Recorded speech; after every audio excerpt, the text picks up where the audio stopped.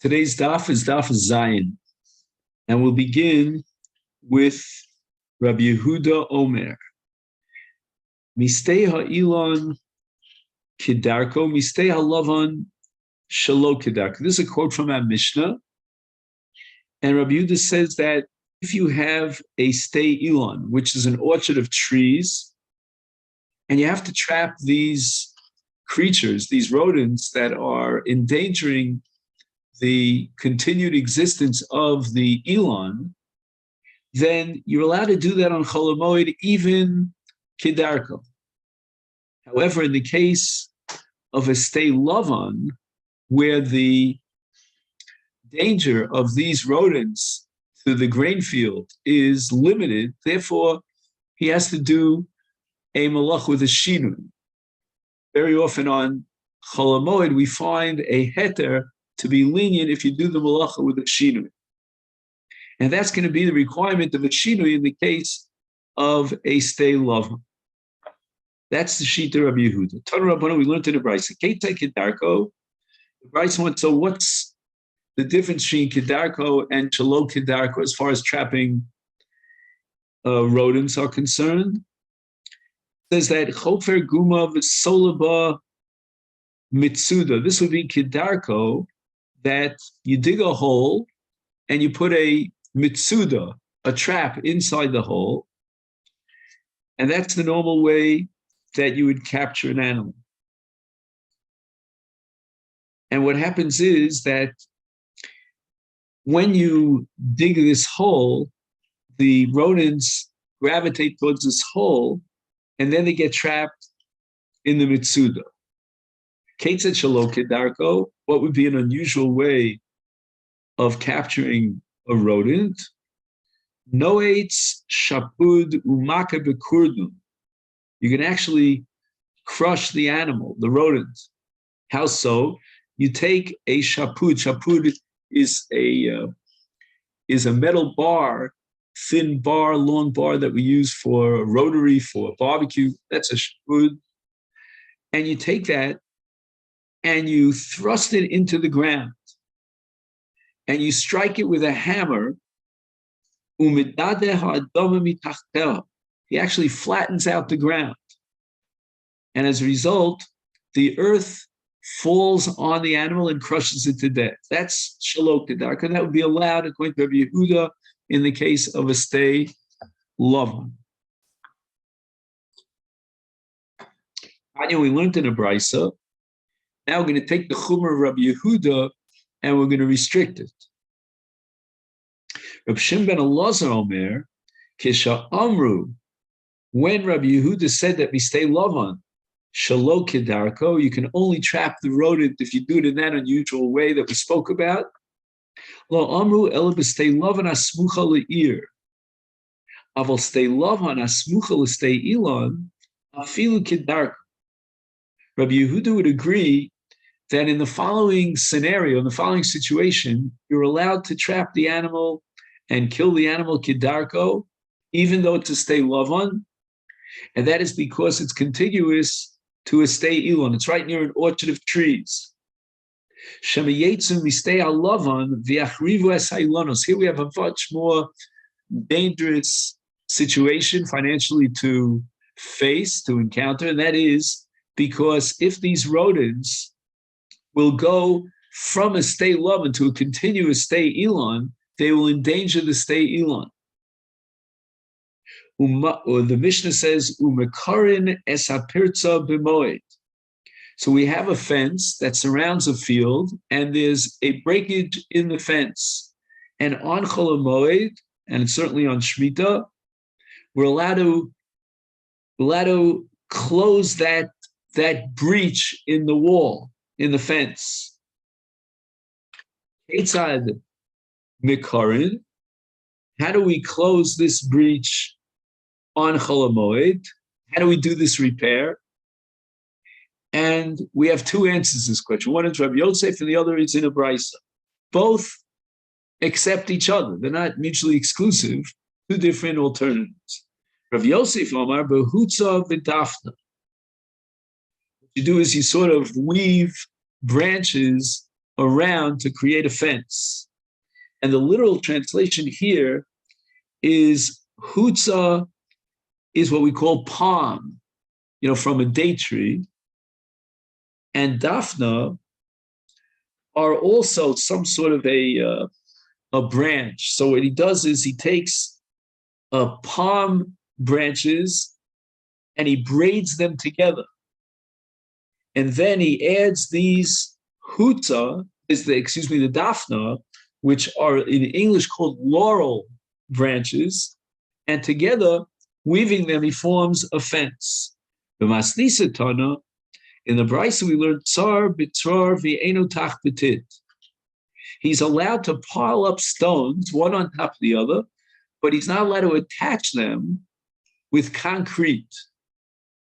So there are limits to how far we're going to go in our leniency in allowing you to create this kind of wall around a sada which was breached.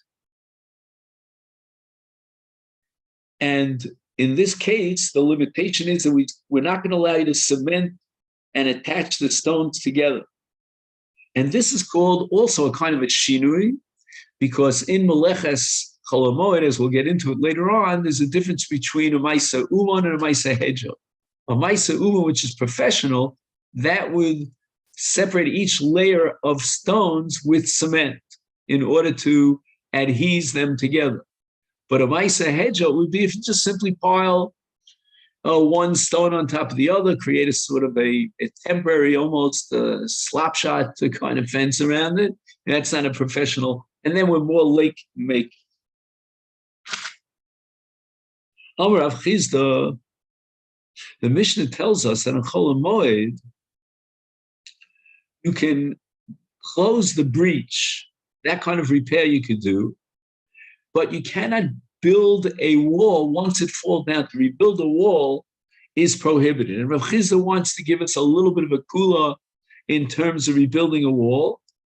Lo shano ela kosel hagina, aval kosel achotzer bone kedarko. When we're talking about protecting growth, like for example, you have a garden, that's called a gina, and you want to rebuild the wall that fell down, that we're not going to allow you to do.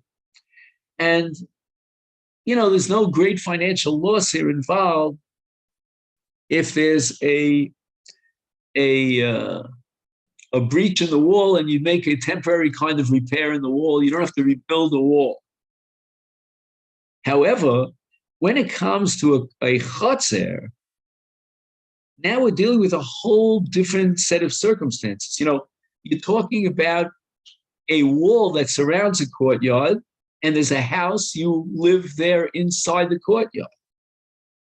And what's going to happen is that if the wall that surrounds your house is broken, certainly if you leave it breached, you can really attract ganovim, thieves can break into your house. And we're not going to play games and say, all right, we'll only allow you to make repairs, but not to rebuild a wall. Can you imagine what kind of a financial loss you might suffer if the thieves break into your house because there's no wall that protects and prevents them from doing so? So that's where Rav Chizda is telling us that there's a kula that on Chol Moed we may be able to allow you to build a wall. And the Gemara supports Rav Chizda, Lema Mesayele. We have a brisa that says, Kosel hagochel or chusa rabim, soser ubona kedarka.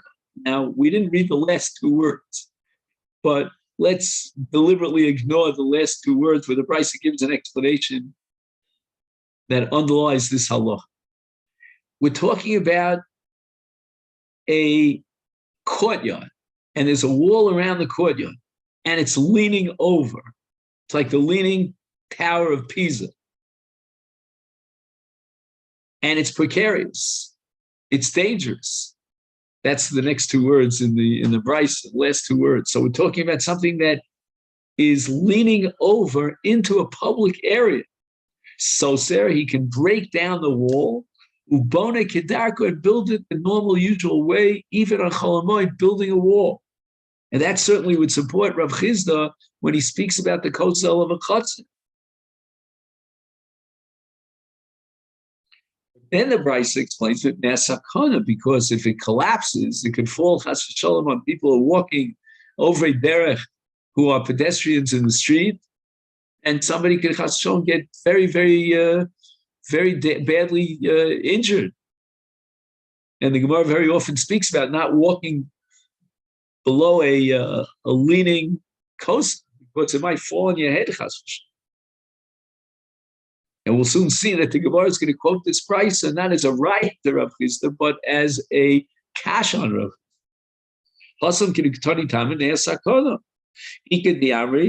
We have another version, Tashma.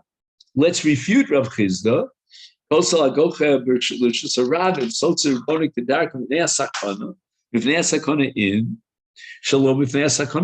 would not allow you to rebuild a wall unless there was the element and that variable of tzakana. Leimet heavy tiyuf to the Rav Chisda. Amalcha Rav Chisda chasam sotzer ubone. Hacha bone v'lo sotzer. My case, says Rav Chisda, where we're allowing you to rebuild a wall around a chotzer, that's bone v'lo sotzer.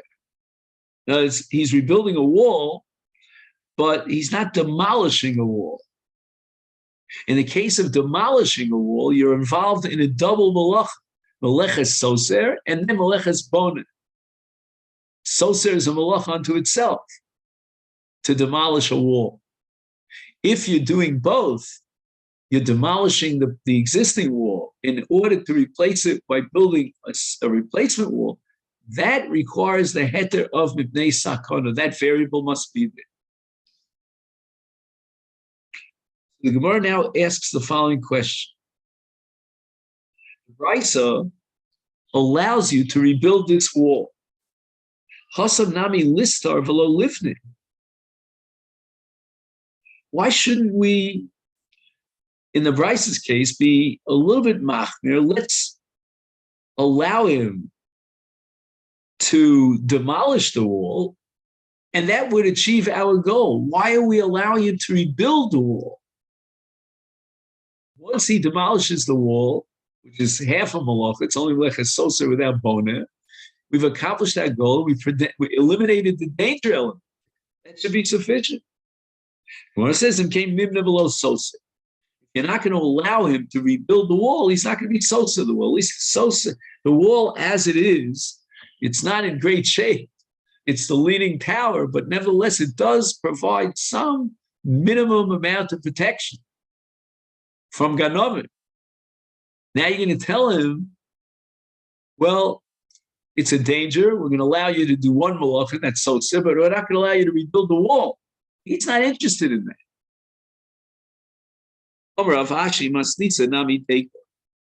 We can medayek from our Mishnah a support text for Rav Chizda's explanation regarding a wall around a garden and not a wall around a courtyard.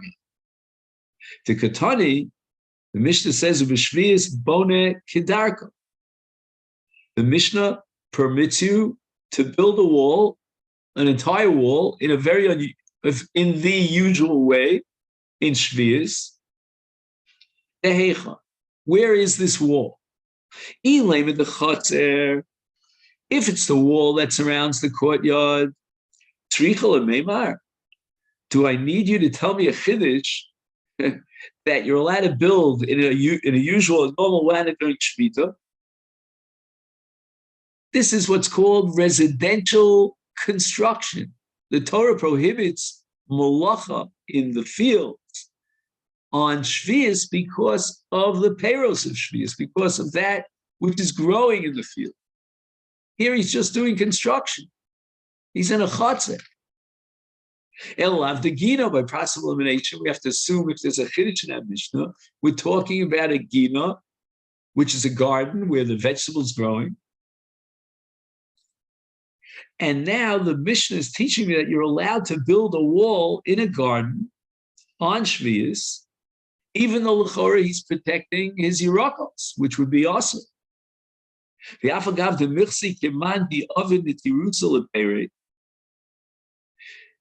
It looks like to the onlooker, the spectator, that he's building this as a wall to protect his produce, his vegetable.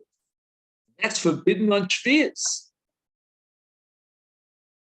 So again, when he's building this wall around his garden, it looks like he's doing labor for the benefit of the crop, and that's forbidden on Shvius. Shmamina, the Mishnah is telling us that with regard to the wall of a garden, and not a courtyard, because in the case of a courtyard, that's construction, that has nothing to do with Shvius, that's not also. The garden wall, we're going to allow you to temporarily repair it on Chol Moed, because without that wall, you're lacking protection. But we're not going to allow you to rebuild the wall. In the case of a courtyard, he can rebuild the wall because that's not related at all to his crop. It has no overlap with the Easter of Shvi. Now we start the Mishnah here on Daf Zayin Omid Aleph. The Mishnah addresses the question of Bedikas Tsaras on Chol Moed. And there are many different stages in the process of determining that this person is Tameh B'tumat Tsaras. What's critical to all these stages is that the Kohen, and only the Kohen, could establish the status of Tumah, of Tsaras, at any stage whatsoever. We can't do it without a Kohen. And now the Kohen has to be Roa Es HaNega. He's got to examine the Nega, this, part of the natural skin that's manifesting some sort of a pathological, abnormal skin disease, if you want to call it that. And there's an entire perek, Yud Gimel, in Vayikra dedicated to the Kohen establishing the Tumah of Tsaras. So let's say he has skin that turns white, and there's some appearance that this whiteness is deeper than skin level. It goes below skin level. Now, if it contains white hairs and it contains some sort of natural skin, the combination of various factors leads the Kohen to the first stage, which is going to be called Hezger, confinement.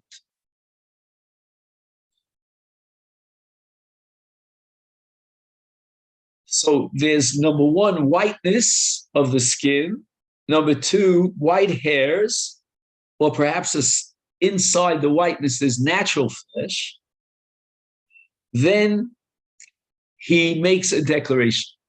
The Kohen declares the man to be a mitzora muchla. That's because it's confirmed. He's got all the factors that are necessary. However, let's say he's got a patch of white skin, but he doesn't have the other symptoms, the white hair and the natural colored skin in the middle of this patch.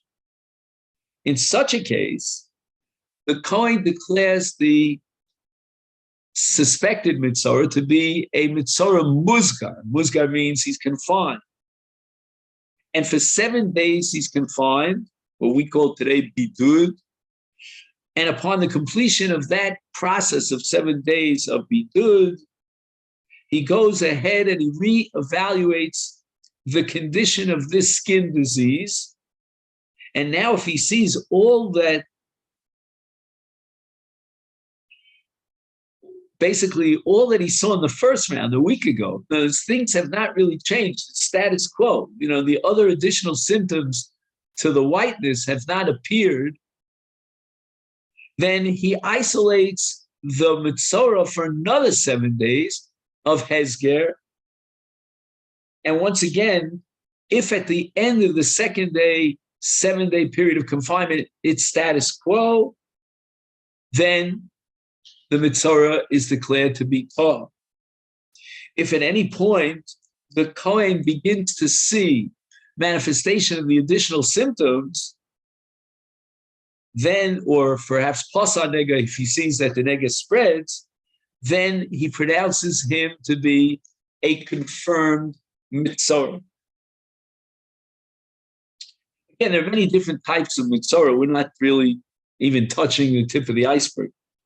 What's Rav Meir's sheet? Rav Meir Omer Roen es hanegoim lahakil avalo lahach. A Kohen is allowed to inspect that suspicious pathological skin phenomenon, and he may declare, the Kohen may declare that this person is tar. He just simply does not have tzaras. This is not it. However, although the Kohen is allowed to check out this phenomenon, the skin disease, on Chol Moed and declare the person tar, that's called lahakil, avalo lahachni. If he's going to determine that indeed this person is tameh, that's going to cause anything but simchas yontiv. It's going to undermine simchas yontiv when the mitzvah realizes that he's on his way to be tameh. It's going to give him bring him into a state of distress, and that's antithetical to the mitzvah of v'samachta b'chagecha. And we'll see later on in the Gemara is going to explain that everything depends upon the legal establishment by the Kohen of this individual state of Tumah. When he pronounces him, it's Tumah. So Rabbi Meir holds the Kohen has the right to withhold his verdict if he sees that he should be Tumah and he has all these symptoms of tzaras, and therefore that's fine. The man remains tar, because until the Kohen is allowed to use his discretion and decide that he's not going to declare the person as Tumah. The Chachamim prohibit inspection of tzaras, whether it's lahakil or lahachna, because once the Kohen inspects the tzaras and he sees that all the symptoms of tzaras are there, then he's going to have to deliver a decision that this man is tameh. So what do? You're holding out for and lenient because you think that there's a hope that he's going to render him tar. We don't know that he's going to render him tar. Better to refrain from the examination entirely. And again, as long as he doesn't, the Kohen doesn't render or doesn't examine at all, then he remains tar, and that's fine. Anya, we learned in a brisa, Rabbi Meir Omer Romes Hanagoim Lahakel Avalo Lahachmi. Rabbi Yossi Omer. Rabbi Yossi is going to reflect the shita of the Chachamim in our Mishnah. Lo Lahakel Avalo Lahachmi. She'im atad niskak lo lahakel. If you're going to require an examination on the part of a Kohen, and you're holding out for a lenient decision that the Kohen will determine that he's tar, you know what? No one's guaranteeing that. If he sees that the affliction really has all the symptoms of a mitzorah, of a tameh, he's going to have to issue a verdict that he's tameh. So let's not get involved in it at all. Omar Rebbe now makes a statement. Nirim divrei Rabbi Meir b'muzgar, v'divrei Rabbi Yossi b'muchla. So Rebbe comes up with a kind of a compromise shita in which he accepts both Rabbi Meir and Rabbi Yossi. He's going to accept Rabbi Meir if we're talking about a muzgar. And as we said earlier, a muzgar is a confined mitzorah for that 7-day period and the second 7-day period if the status quo, nothing changes.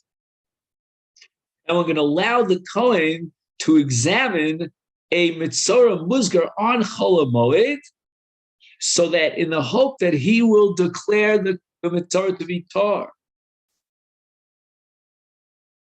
And in the worst case scenario, he'll confirm that this mitzvah remains in that state. Now, we'll explain this further when we get to Rabbi Yossi. Rabbi Yossi says, b'muchlat, meaning Rebbe is going to accept Rabbi Yossi b'muchlat, and in a case of mitzvah muchlat, we're not going to allow the Kohen to examine the nega on Chol Moed.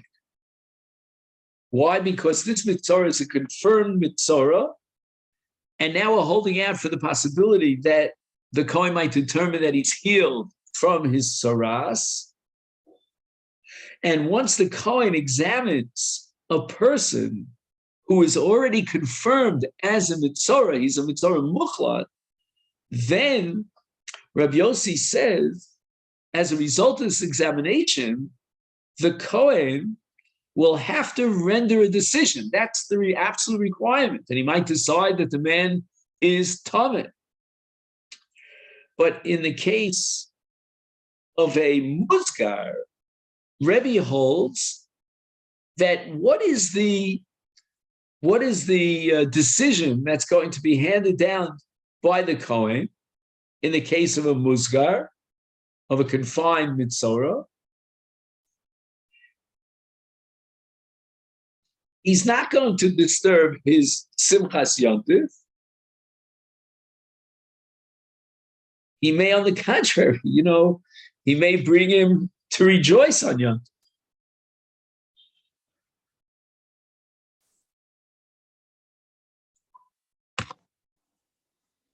So Rebbe's argument in accepting the kula of Rabbi Meir and allowing for the Kohen to examine the affliction is based on the fact that in a case of a muzgar, there could be good news, and if not, there's only status quo news, meaning there's no bad news here. On the one hand, the Kohen may examine the tzaras and determine that he doesn't have tzaras, and he goes out of confinement. That's great news, simchas yontiv. On the other hand, he may determine that he still remains in the status of hezger. I mean, that you'll see the Gemara of Rav is going to limit that to hezger rishon, but we'll get to that in just a minute. So in the case of a muzgar, okay, in the worst case scenario, the bad news is that he remains muzgar, but things haven't changed for the worse. And therefore, we're going to allow the examination. On the other hand, in the case of a muchlat, he may determine that he is tameh. And if he sees that there are simanim of tumah, he's required to determine that he's tameh, and that's something that we want to avoid. And therefore, in the case of a muchlat, we're going to accept Rabbi Yossi, and we're going to discourage, or shall we say, prohibit the Kohen from inspecting the tzaras. Omar Rava clarifies this machlok. He says, bitar, person is completely tar. He's never been examined. This can only lead to bad news. We're not going to allow the Kohen to examine it because he may determine that he's a mitzorah. There's no good news because right now he's tar. Let him remain tar. On the other hand, if it's the first hezger, at the end of the 7-day period, the first round of 7-day period, then everybody agrees, even Rabbi Yossi, that we can encourage the Kohen to examine the tzaras. And the reason for that is that it's a win-win situation, because if the Kohen is able to pronounce him tar, then he goes out of confinement, he's out of bidud, and that's good news. And if in the worst case scenario, the Kohen finds that he has to remain for another 7 days, he's not any worse off than he was before. Hopefully he's on his way to recovery. Ki pligi, so where then is the machlokes? And that's the Gemara here on Daf Zayin Amud Beis, and that is behezger sheni. So we were at the end of the second confinement, second 7-day period. And if that falls on Chol Moed, then there's no longer a hezger. We don't have a hezger for a third round. So either he's going to be confirmed as a mitzorah, or we're going to determine that he's tar. So there's a 50-50 chance that there'll be good news or bad news. Mar Sovar, according to Rabbi Meir, the Kohen Talia Mills, the Kohen has the right to determine whether or not he wants to be Matami him or not be Matami. And therefore, Rabbi Meir allows the B'dika, the Re'iyah of the Negan Cholamoid, Itar Amaletar. If he finds him to be Tar, the Kohen will pronounce him and declare him as Tar. That's great news. That's a Yontif that could give. The Itame, but if on the other hand he sees that the symptoms are such that he really got worse and it's Tame, is then Shasik, he doesn't have to render any decision. Mum's the word. That's the Shita of Rabbi Meir. Umar Savar, Rabbi Yossi disagrees, and he says that if we read the pasuk carefully, it says Litaro o Litam. The Kohen has to examine the man and determine either that this affliction is tar or it's tameh. And he doesn't have that joker card in his back pocket to say nothing. He's got to make a clear determination. And therefore, don't examine this man on Chol Moed, because he might be forced to proclaim that this musgar is really a mukhla. He's a confirmed mitzorah, and that's going to cause him distress on Chol Moed, and that is prohibited.